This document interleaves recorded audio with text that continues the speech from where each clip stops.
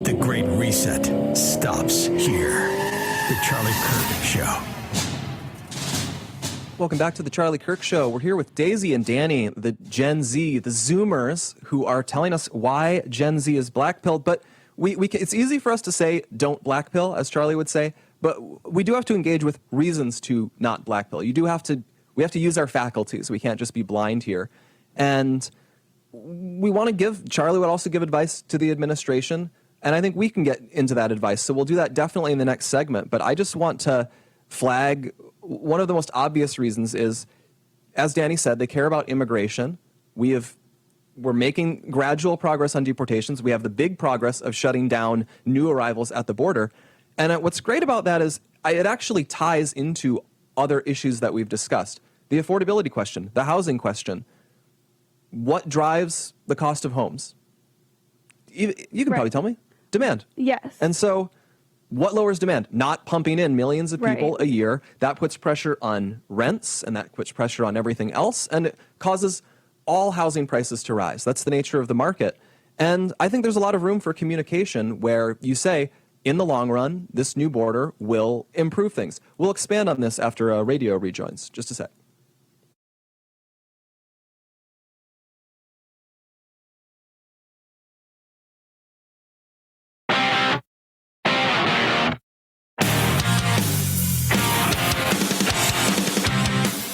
Welcome back to radio. We're talking about reasons to not blackpill and how the Trump administration could communicate what its long-term plan is here. And we were saying, I think one of the best things is to actually tie, you kind of have this grand unified thing. We've talked about how cracking down on crime is actually an affordability issue because when you make more cities and more neighborhoods livable, housing prices decline.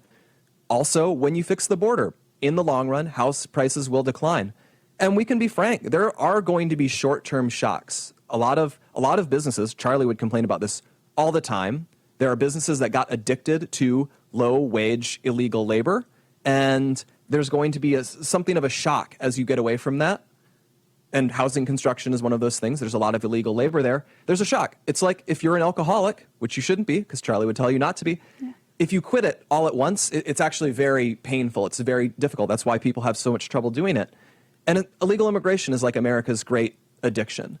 And so I think there's a lot of room for the administration to say, we are breaking America's bad habits, and there are going to be signs of improvement that they can point towards. And not just we are making progress on immigration, but we are making progress on immigration, and this is how it will personally affect you. Yes. When it comes to affordability. It will personally affect you.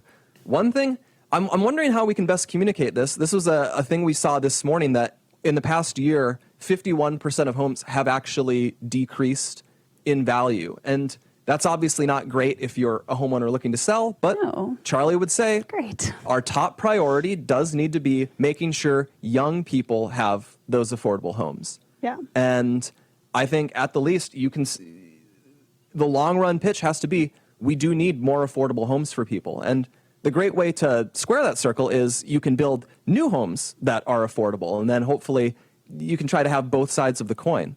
Yeah, it's hard in cities like Phoenix. The valley itself is already so congested that they are doing a lot of new builds, but they're all on the outskirts. So I wonder if it's different in other cities. That Phoenix got really populated all at once, but I think I'm wondering, Danny, what you think young men, specifically on this affordability issue, would like to hear from the administration to get them out of that blackpilling. I mean, the problem is they want less regulation, for starters. And the real problem is the only mainstream politician we've seen try and do this is Mamdani in New York City, and that's why we saw so much of Gen Z kind of flock towards him in that election. Wait, Mamdani is less regulation? No, but I'm saying in terms of actually trying to try and fix housing, even if his ideas don't work, so they're looking for anything. So they want less regulation, but if no one's actually going to do that, they will flock towards someone that's at least trying to. And that's kind of what I've seen, is that they're just looking for answers. And so I really think the administration, HUD, needs to kind of focus on that and really get going. It's interesting. I was reading an essay about President Franklin Roosevelt, who is probably someone deeply lost in the mists of time for you guys. But he was the president during the Great Depression, and he's remembered as the guy who beat the Depression. Yet, really, if you look at the numbers, he kind of did not. He actually, it went on a very long time. There was a renewal of the Depression. Yet the perception of him throughout was very positive. And the argument this essay made was he was doing a lot of things. He highlighted, I'm throwing the kitchen sink at this problem, whereas his predecessor, the Republican Herbert Hoover, had sort of frozen up, and he was afraid to do anything. He seemed inert. He seemed not responsive. And so FDR, by being active, by being really aggressive, he sent this message, I care a lot. I am working to fix this problem. And you get the sense, could the administration fix a lot of its problems by just really aggressively showing, hey, here's all these things we are doing. So rather than just say, we're cutting regulations, here's this specific thing we've done, this specific thing we've done. Here's this nice video of this house going up in the Phoenix area that was enabled by our measure. Do you think that communication strategy would go through? Do we need White House home building TikToks? Yeah. I actually think we do. I think that would probably go over better than some of the ICE TikToks that they're putting out, which we think are great, but a lot of the public is a little taken aback by. Housing affordability TikToks, lowering prices, like gas price TikToks. Maybe Trump was talking.